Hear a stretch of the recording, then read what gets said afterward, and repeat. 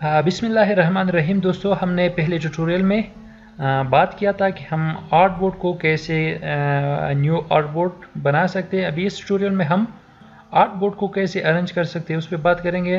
तो बेसिकली हम आर्टबोर्ड का ये जो पॉइंट है इसको सिलेक्ट करके उसके बाद हम इससे आर्टबोर्ड को यहाँ से लेके इजी सी ड्रैग एंड ड्रॉप कर सकते हैं किसी भी जगह पे, इसको ऐसे अरेंज कर सकते हैं दोस्तों।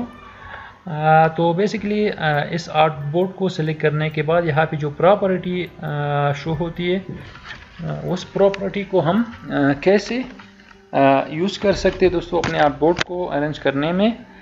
तो सबसे पहले यहाँ पे रिसेट है या जहाँ से अभी ये सिलेक्ट है आर्टबोर्ड, तो इस आर्टबोर्ड को यहाँ से हम रिसाइज कर सकते हैं दोस्तों। कोई भी अपने यहाँ से लेटर और यहाँ से हम उसको उसके अंदर जो साइजेस है वो यूज़ कर सकते हैं दोस्तों। यहाँ से ओरिएंटेशन है वो चेंज कर सकते हैं। पोर्ट्रेट एंड लैंडस्केप यहाँ से हम बना सकते हैं दोस्तों। फॉर एग्जांपल एक प्रोजेक्ट है उस पर मैं काम करना चाहता हूँ और काम कर रहा हूँ, जिसमें क्लाइंट ने मुझे बिजनेस कार्ड चाहिए, उसको एक बिजनेस कार्ड चाहिए, एक उसको लेटर हेड चाहिए, एक एनवलप चाहिए, एक और मैं क्रिएट करता हूँ। फॉर एग्जांपल यहाँ से हम क्रिएट कर सकते हैं लोगो। तो बेसिकली इसको न्यू को दबाने के बाद जो सिलेक्टेड आर्टबोर्ड है उसी तरह उसी साइज का न्यू आर्टबोर्ड जहाँ पे हम क्लिक करेंगे वहाँ पे न्यू आर्टबोर्ड दिखेगा। इस आर्टबोर्ड का साइज हम यहाँ से चेंज कर सकते हैं। फॉर एग्जांपल इसको मैं 500 पिक्सल रखना चाहता हूँ, 500 बाय 500। ओके, तो ये इसमें मैं लोगो बनाऊंगा उसके लिए। इसमें तो बिजनेस कार्ड हो गया, ये लेटर हेड हो गया, ये ब्रोशर, यहाँ से मैं उसके लिए ब्रोशर बनाऊंगा।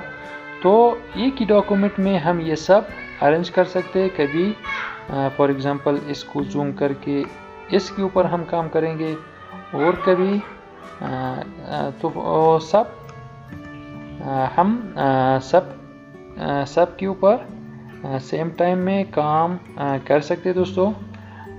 जो मैंने ब्लीड के बारे में आप लोगों को बोला था दोस्तों लास्ट ट्यूटोरियल में, तो ब्लीड ये होता है जो जहाँ पे इतना सेव एरिया होता है कि हमारा जो डिज़ाइन है यहाँ तक आना चाहिए। उसके बाद ये जो पार्ट है ये प्रिंट में हम इसको बाद में कट कर सकते हैं। तो आर्टबोर्ड दोस्तों, फिर से आर्टबोर्ड का यहाँ पे आता हूँ। इसको मैं सिलेक्ट करके दोस्तों यहाँ से तो ये भी हो गया दोस्तों। अगर इसको मैं बंद कर दूँ, जहाँ से मैं इसको 1000 बनाऊंगा, तो अभी देखिए दोस्तों यहाँ से हम जितना भी चेंजेस करते हैं तो उसको भी चेंजेस अप्लाई होता है बोथ साइड में। तो बाकी के जो दोस्तों यहाँ से कुछ गाइड है, शो सेंटर मार्क, यहाँ पे शो जो सेंटर का मार्क है वो हम शो करना चाहते हैं दोस्तों। तो इसको सिंपली मैंने डिलीट किया। अभी इसको यहाँ से हम जो ये सेंटर पॉइंट शो करना चाहते हैं और यहाँ से ये गाइड शो करना चाहते हैं। तो यहाँ से हम अगर हम कुछ क्लिप के लिए, मूवी के लिए कुछ बनाना चाहते हैं तो इसको भी save area, title save area, इसको भी यूज़ कर सकते हैं दोस्तों। और अभी इस आर्टबोर्ड को मैं यहाँ से आर्टबोर्ड की जो ऑप्शन है इस पे भी ऑप्शन में यहाँ से भी सेट कर सकता हूँ दोस्तों। हाइट, विड्थ, ओरिएंटेशन, यहाँ से हम जितने भी ऑप्शन है दोस्तों यहाँ से हम ये ऑप्शन अप्लाई कर सकते हैं अपने आर्टबोर्ड पे। एंड लास्ट में ये जो एक्स एंड वाई है, अगर हम कंट्रोल आर के साथ रूलर लेके आए तो ये 0 है और यहाँ पे ये 0 है।